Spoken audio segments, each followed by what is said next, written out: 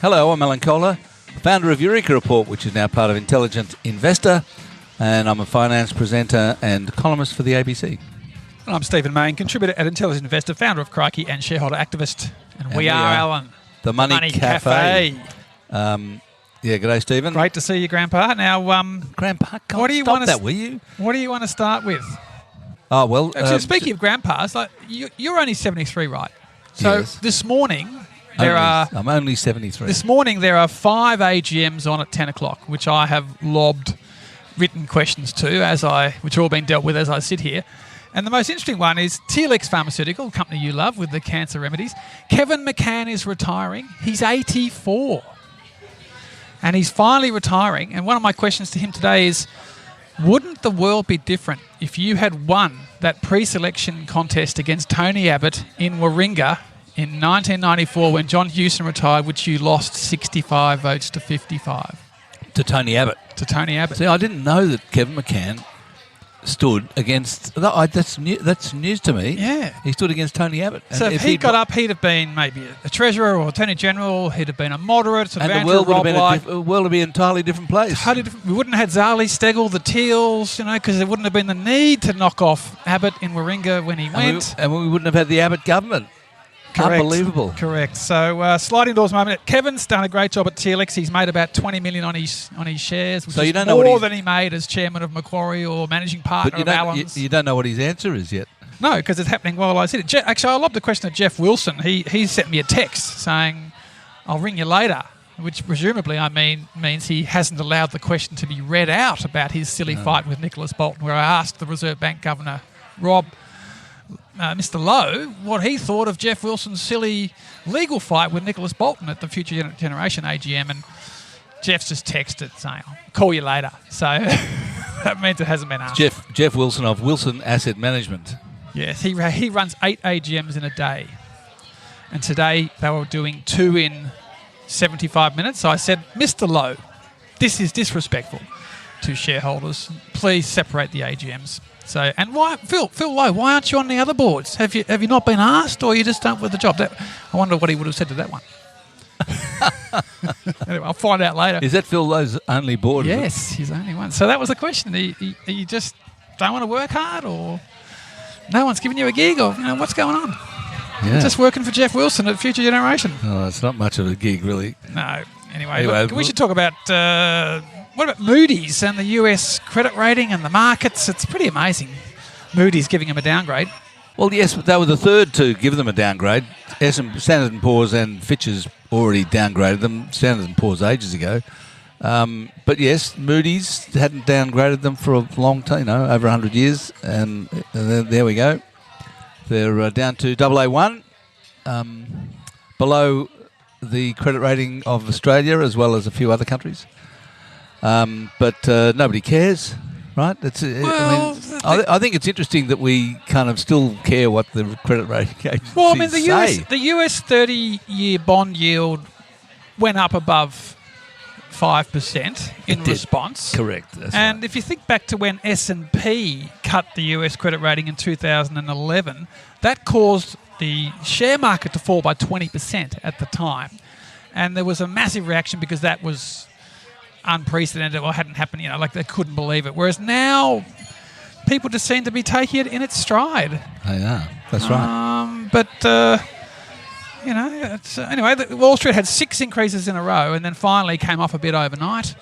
But we're just back to boom times now.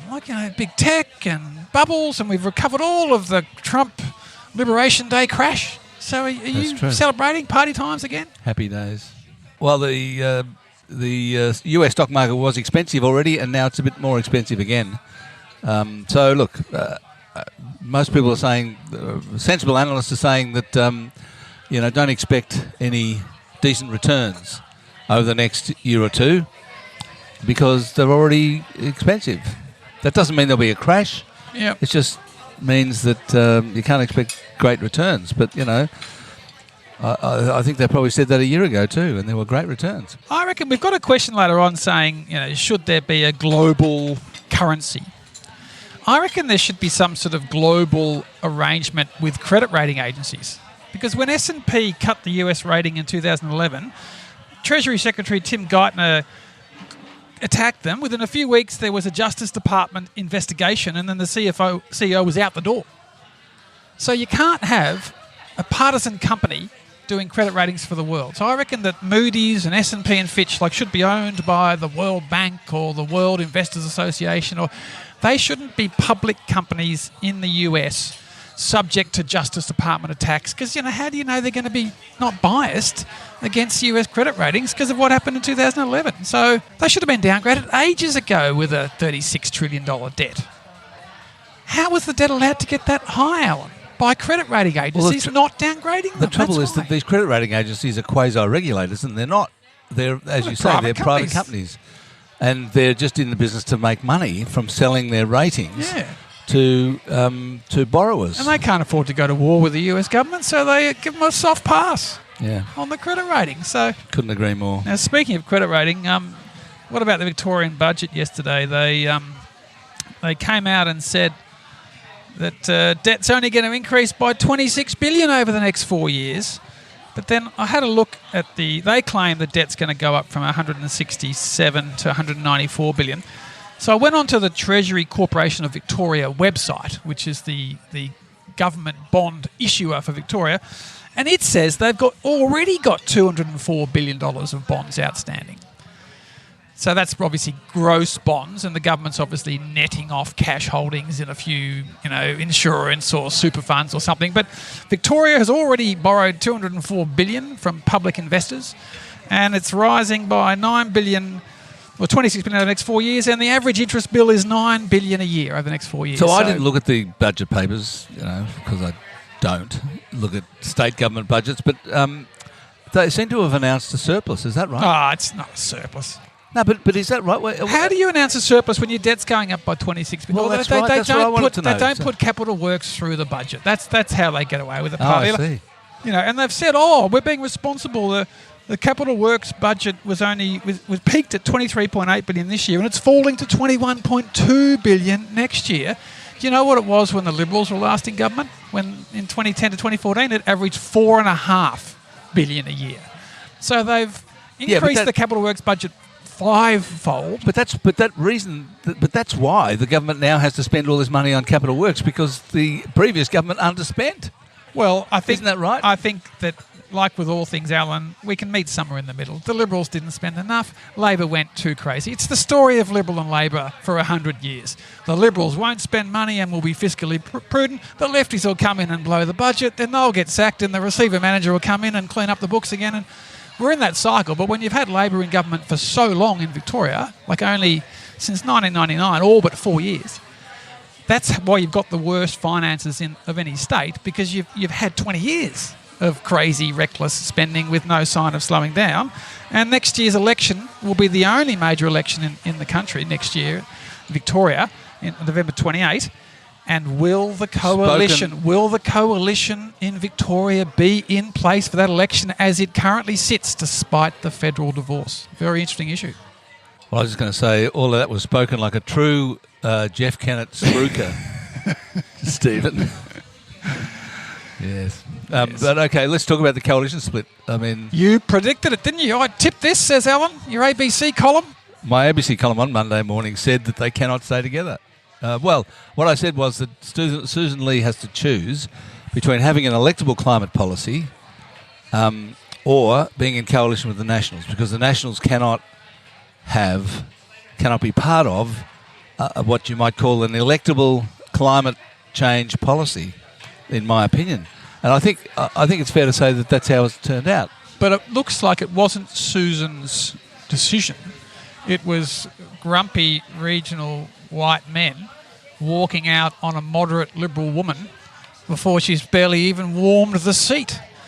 Fancy demanding policy guarantees after an election wipeout when you will ordinarily do a massive review of all your policies. It was very arrogant by the Nats to demand that. No, well, that's right. But so the Nationals, that's the point. They can't actually, they have to have a guarantee that the climate change policy is going to be something they can live with.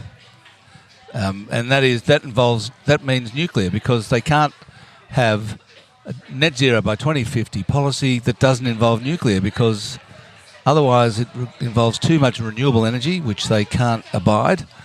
And it involves less grazing, more offsets, which involves more trees. So I suppose the broad picture that I'm talking about is that the climate change policy requires the greatest demand for adjustment on the bush, people in the bush. They have to adjust to solar panels everywhere, wind turbines, poles and wires being placed across their land.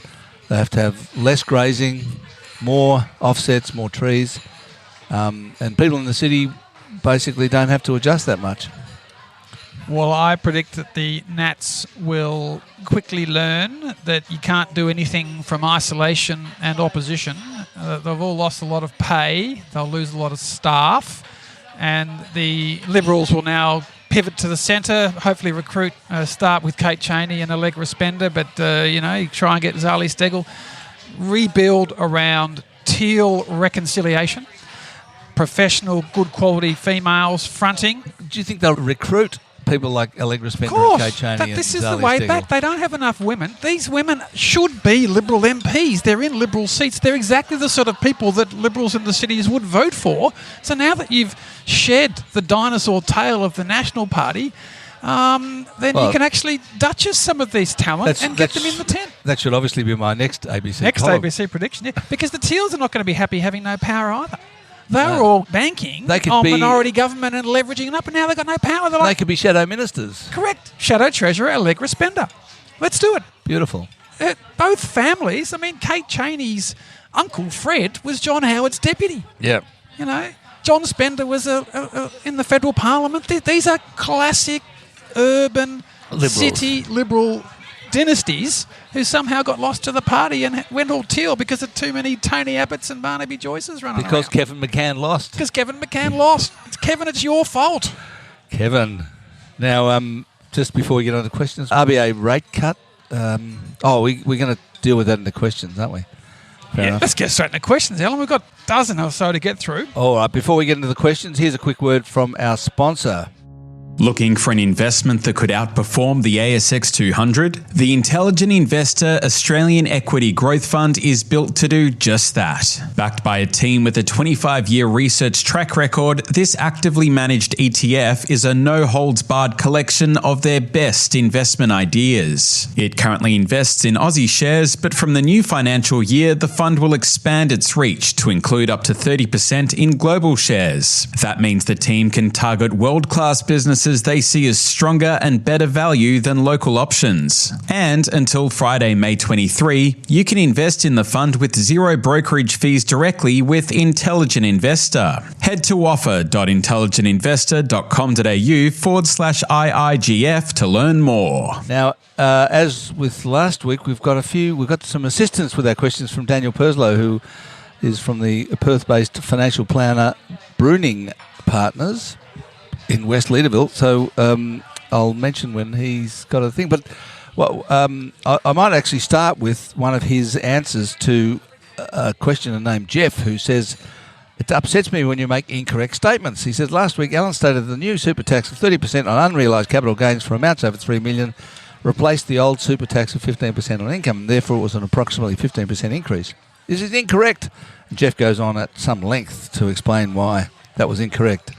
So Umpire Dan steps in. Umpire Dan steps in and says, good news, Jeff. I love this. Good news, Jeff. You've misunderstood how the new tax will be applied. And it's nowhere near as bad as you think. The proposed Div 296 tax is only 15% of the value on the value over $3 million. Any balance within accumulation phase of super will continue to be taxed at 15%, as it is presently. The additional income and unrealised gains earned on the balance in excess of $3 million will be taxable at 15% and payable by the individual, not the super fund. Total accumulated tax rate still only 30% on that portion over $3 million. Okay, so the 15% applies only, the extra 15% applies only to the portion above $3 million. It's still a dog of a policy, though, isn't it? Laura Tingle got stuck into it in a column this week, saying there's very little policy basis to justify going after unrealised capital gains. Paul Keating is against it. I mean, he's probably worth 20 or 30 million now after his big recent telco sale, so he's probably got a pile in his SMSF. I don't know, but a lot of opposition, and it is a poor policy. And I listened to your Phil Curry interview on Talking Finance this last week, and he made the point it was the only revenue grab that the government did in their first term. It will generate 2 to 3 billion. That's a lot of extra money coming from only 0.5% of the community with the current balance above 3 million. Well, but how do you stop it with the Greens, Labor in the Senate? I'll be recording a little piece for the ABC News on Sunday, this afternoon, in which I state that this tax on super, unrealised gains in super, is Australia's first wealth tax, and there's going to have to be more wealth taxes to come. Because, and we discussed this last week with James Thompson, because of the narrowing of the income tax base due to artificial intelligence, there's going to have to be more taxes on wealth. And wealth taxes are, by definition, inherently on unrealised gains. Yes, and the best example, I mean, it's not the only wealth tax. In Victoria, Alan, council rates are a wealth tax because it is the rate is based on the capital improved value of your property. So if you live in a $10 million mansion, you pay 10 times what the person who lives in a $1 million average property. And that's right. It is absolutely wealth based. And it's on unrealised gains. On unrealised gains, correct. So if you can do it with council rates, yep. I reckon we should quadruple council rates and get rid of stamp duty and a whole bunch of other stupid taxes that we have. Council rates are the best, fairest wealth tax in the country. Okay. John says, long-time listener, love the show. I read in the AFR over the weekend that regarding Chalmers' proposed super tax changes, one of the Greens' demand to support legislation would hinge on the removal of existing laws that allow super funds to borrow to finance investments such as property and shares. Does this mean SMSS may not be able to access finance in the future? Do you think this is likely? Well, John, look, the Greens want to do a bunch of things, including cutting the threshold from 3 million to 2 million, but this is not part of the proposal. So we just need to stick with what the government has said they're going to do. They're not proposing to change the current rules about accessing borrowings to finance assets within SMSFs, and it seems very unlikely they will even change anything else, including the big push to put on indexation, which is logical, isn't it? You should have indexation on that 3 million. And they're not proposing to do it, so it'll soar over time. Your wealth tax, Alan, will soar with the lack of indexation. As Keating says, it brings bracket creep to superannuation. Correct.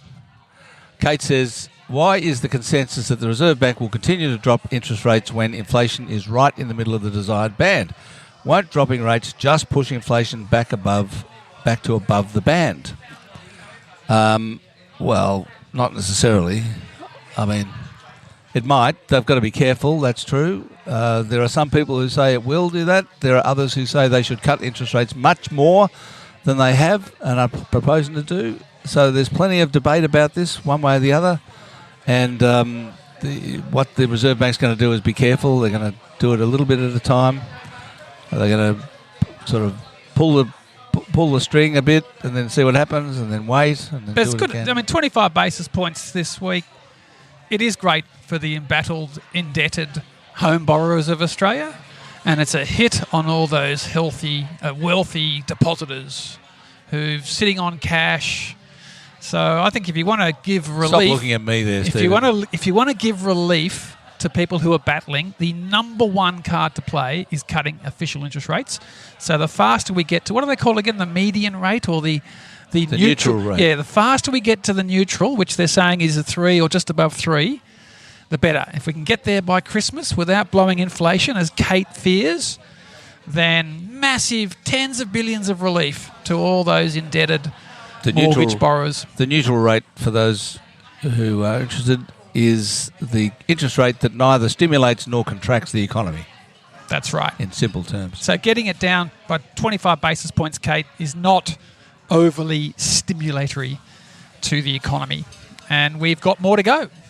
And hopefully they'll crack on in May and then in June and in August and keep doing it. Okay. Nick, I have a theory about the housing problem. The problem appears intractable because everyone agrees there is a, quote, crisis. But the definition of a crisis means different things to different people. For downsizers, it might be that stamp duty is too high. For first home borrowers, it might be they're priced out of where they grew up. For renters, it could be they'll get kicked out and have nowhere to live. We're in a collective delusion on the existence of a problem, but any policy fix would need to acknowledge that everyone wants something different. Firstly, Alan, do you buy the crisis line? I think it's overblown. We shouldn't be calling it a crisis. Firstly, whenever I hear someone say, I've got a theory about the housing problem, my heart sinks because everybody's got a theory about the housing problem. But anyway, is it a crisis? Yeah, of course it's a crisis. Goodness gracious. I mean, we're in a situation where the average family cannot buy the average house.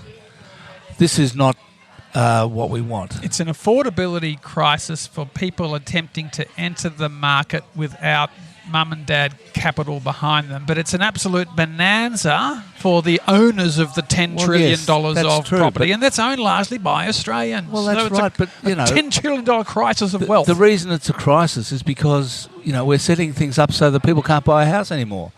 I mean, but look, it's a crisis that's born out of our success. Everyone wants to live here. I do agree. We are a great country. This is the price of being the best country in the world, in part. I do agree with Nick that there's a lot of kind of confusion about what's actually the problem, and you know everyone's got a different idea and all that stuff. In my view, there's one problem, and that is that the house price to income ratio has more than doubled from 3.5 times to 8 or 9 times over the past 25 years. Correct.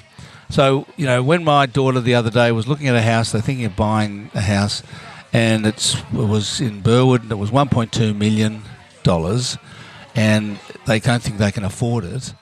If the house price to income ratio was now what it was 25 years ago, that house would be $600,000. Yeah. And so, but even if you can just think about the difference that makes to everyone's life. Yeah, but even if that house, it's $1.2 million, is $600,000 instead. But even you don't go to the fix, Alan. You sit on the fence with this. We just need prices not to go up for a few years. No. We need prices to fall by 30% No. to fix that. But even you can't say that because it's politically unpopular. It's not a matter of not politically unpopular. A fall of house prices of 30% or 50%, which is what's required, would be catastrophic for the economy, right? Well, it'd be bad for the banks because we've borrowed so much, and the wealth effect would be huge on consumers. Yes, correct. It'd be terrible, right? We'd have an appalling recession. Lots of people would lose their jobs. So we don't want that. No, I don't want. It's not political. It's just I don't want that to happen. I think the only way to achieve a better housing affordability is for house prices not to rise for a decade or two. For incomes to rise, we need wage growth to outstrip house price growth consistently, correct, gradually for 20 years. That's right. But your graph on the ABC News was interesting last night. What is it? The average house in Sydney, 64% of houses in Sydney are over $1 million, where only 34% of houses in Melbourne are over $1 million. So Sydney is, world famous for housing unaffordability. That's right. And they need their own fix for the people of Sydney. Otherwise, they're all going to sell up and go and live in Hobart. That's right. Anyway, but we agree that there's lots of elements, but so you think it's a crisis? You're going to stick with? I guess you're making plenty of on the talk circuit. You're the king of the crisis, so you don't want to end the crisis. You're the solution to the crisis. No, that's cynical. The oracle. That is not what's going on here. I'm not exploiting the crisis. Best-selling book explains crisis. Yes. Crisis? What crisis? That was a good album. If that had been your headline, it wouldn't have sold very well, would it, on the quarterly essay? Stuart says 6 years guaranteed. The same was said after Howard's 2004 victory, and they lost in 2007. I'm not saying Albo won't win in 2028. It's just that 6 years guaranteed predictions are hard to get right. I think that's a very good point, Stuart. 2004, the Liberal Party won 75 seats in 2004. They could have governed in their own right, basically. They had the Senate. They overreached with the Senate work choices. That's right. Good night, Irene. So the reason they lost in 2007 was because of overreach on work choices. And Campbell Newman took Labor down to 7 seats when he wasn't even in the Parliament, when he was the alternative premier, and then went too far with austerity and cuts and was defeated in one term. So this is the key point. In 2028, both sides start on zero. This is not halfway through a football game where you're 10 goals down. So anyone can win a 2-horse race, and anyone who says 6 years guaranteed, it is bollocks. That's rubbish, Of course Labor can lose in 3 years' time. Of course they can. In 2028, Labor starts with 93 seats. But that's not... There's the no Liberal Party 10-goal lead at the ballot box. Yes, it's there 0-0. It's 0-0. In the Senate... Oh, I see. They have, yeah, okay, fair in the enough. Senate, they can't be toppled till 2031 because half the Senate's just done 6-year terms. But it's 0-0 in 2028. Anyone can win. Could be a teal government. Seats. You don't know. So don't give us this 6 years guaranteed rubbish. It's rubbish. Liam says... wondering what you thought of this strategy by a writer in The Age, arguing that exclusively paying off your mortgage is not necessarily the best long-term strategy. For which we have an answer from Dan, who says, and we should add here that this is general advice only, not particular advice, because Dan does not know anything about Liam. Dan says, in practice, we model long-term outcomes like this for clients to quantify the net wealth or cash flow outcome of different approaches for them. Some will turn down a significantly better projected net wealth outcome at retirement if it means the weight and anxiety of their mortgage is relieved sooner. So basically what Dan's saying is that it isn't just a financial equation, it's also an emotional one. Correct. And if you feel better and can sleep better at night having paid off your mortgage, then that's really valid. Because the article in The Age talked about the basic number they used is that the long-term return on, super is higher than the average long-term mortgage interest rate. Yes. And so the bottom line is that if you just pay off your mortgage straight away, you're losing the difference between the extra returns, compounding, and you can come up with a big six-figure number that you were so conservative paying off your mortgage, you've cost yourself 6 figures. All true, but it's risk. It's greater risk to have leveraged investments effectively, and if you want to sleep at night, pay off your mortgage. It's and you also, everyone is going into investing through super. So you already are getting exposure to investment returns through your compulsory super system. So whether you need to load up with even more direct investments, I don't know. Probably should jump to the next question. Yes, I agree. So Justin says, regarding... Oh, no, we've already done the unrealised tax. Let's death. We've done it to death. Yeah, we've done it to death. Let's go to Lachlan. Just read your book, Alan. Unfortunately, I think fast trains are further away than nuclear reactors. That said, I'd like to hear your thoughts on the idea of a targeted 3-year capital gains tax holiday for property investors where CGT is waived over the next 3 years or so, potentially only applicable if it's only sold to first home buyer. Well, I mean, there are so many schemes to solve the housing crisis, but the problem with a 3-year capital gains tax holiday for property investors is that politically it'd be a disaster giving rich landlords a tax break. And yes, it might cause a flood of sales, but don't forget that's going to lead to a bunch of renters being thrown out on the street. That's right. So that wouldn't create any new houses. Correct. It would just mean a whole lot of transfers of existing houses. Yes. And we haven't used the word supply today, Alan, and we should. The number one solution for the housing crisis is supply. As a former local government councillor, I am now fully signed up on getting the councils out of the way, rezoning, sorting out that planning approval system as a big solution to fix up the supply issue. I agree with you about that. However, I would just like to point out and take 5 minutes of our time to say that in the quarterly essay, I started it by showing a couple of graphs showing that house prices started taking off in the year 2000, both in relation to GDP and relation to incomes. It was quite clear that up to that point, incomes and house prices rose at about the same rate. Then they diverged in the year 2000. So the question then, which is a lot of what the quarterly essay was about, was answering the question of what the hell happened in 2000. Tax. And the answer is 4 things, right? There wasn't just one thing. There were 4 things. There was the capital gains tax discount. There was the reintroduction of first home buyer grants. There was a series of interest rate cuts by the Reserve Bank in response to the US dot-com crash, which did not result in an Australian recession, but the Reserve Bank acted as if, or was concerned about a recession, so it cut interest rates 5 times. And finally, there was a big increase, a big opening up of student visas to people from India and China. That was in the year 2001. And that resulted in a huge increase in immigration between 2005 and 2010. Immigration tripled from 100,000 to 300,000. All of those four things related to demand. So what happened in the year 2000 was a big surge in demand. And that surge in demand is the cause of our housing affordability crisis. And but it is supply true. Not being flexible enough That's right. to respond, and that's the council system, lack of labour. Supply didn't respond to that. But the thing is that we're in the situation now where politically we can't actually do anything about demand. We're not going to change the tax system. Where they're doing first-time buyer grants willy-nilly. They're not able to cut immigration for some reason, and the Reserve Bank is cutting interest rates again. There's going to be another 5 interest rate cuts, as there were in 2001. So let's lean in on supply. So the only thing that's possible to do politically is supply. But the trouble is that the construction industry can't respond. I mean, you can do what the councils can do whatever they like in opening up zoning. Well, but there's if too many there workers aren't being enough tradies, soaked up on infrastructure jobs, and Well, we need to there's get that. the skilled labour. Construction workers coming in on skilled visas But should there's not be enough- added. The CFMEU doesn't allow that. there's not enough tradies. Yeah, but bring them in. Import the tradies, like we Well, do with that's right. nurses and That's right, and except- residential care workers. Except that the foreign, most of the foreign trade qualifications aren't recognised in Australia. So you can say, okay, well, you should recognise them. Well, yes, but that's really difficult.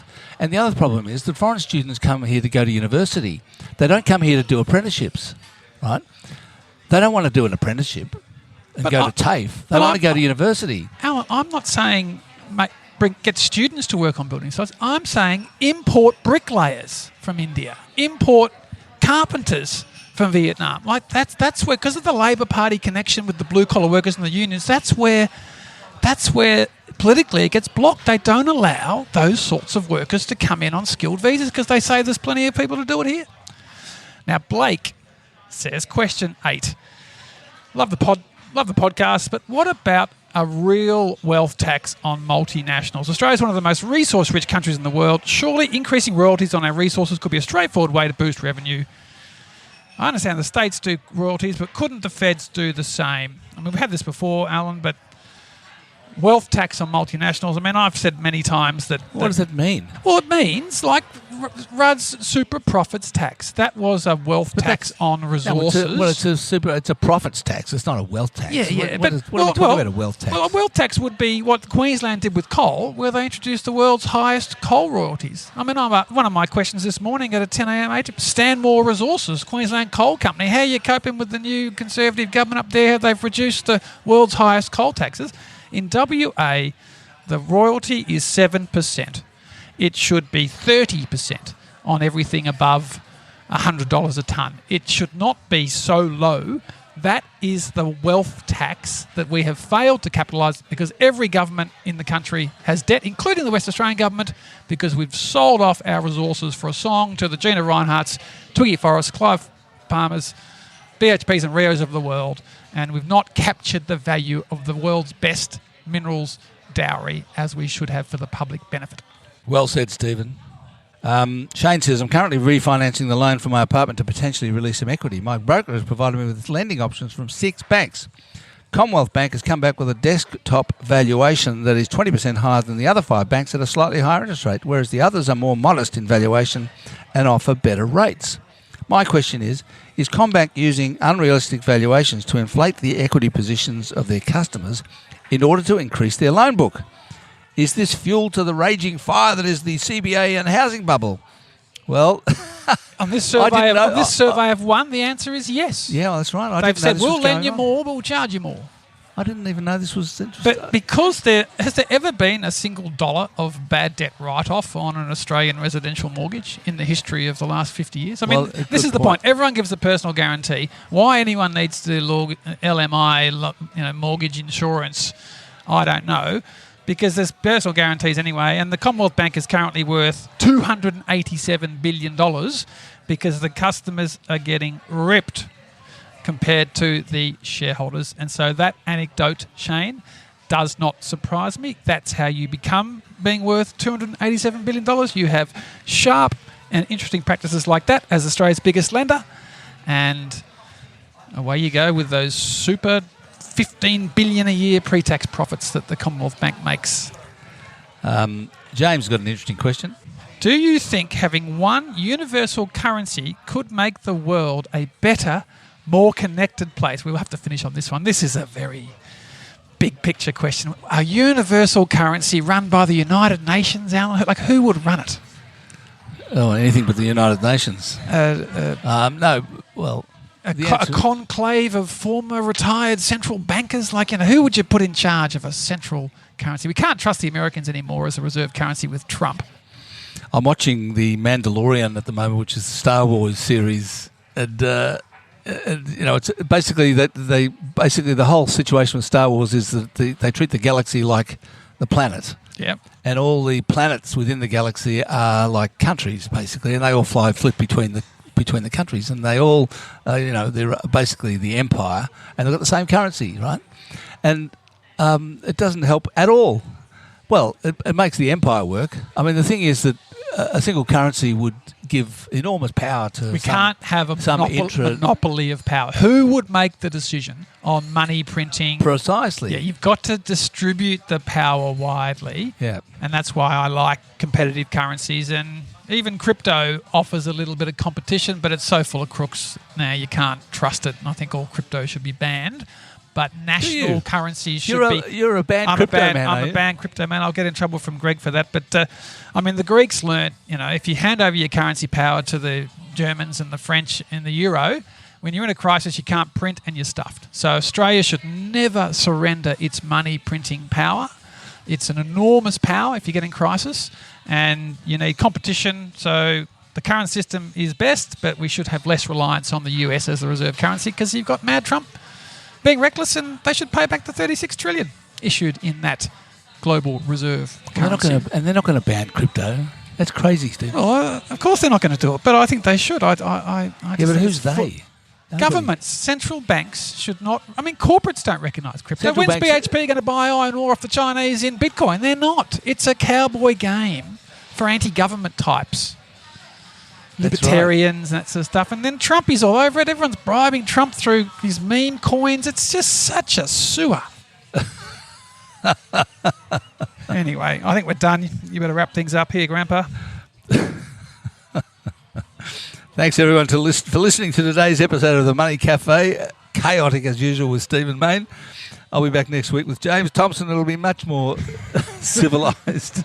Sorry, boss. Send in a question and we'll answer it to the Money Café at eurekareport.com.au. Until then, I'm Alan Kohler, founder of Eureka Report, finance presenter and columnist for the ABC. And I'm Stephen Mayne. I'll hopefully see you in a fortnight if I haven't been sacked. See ya.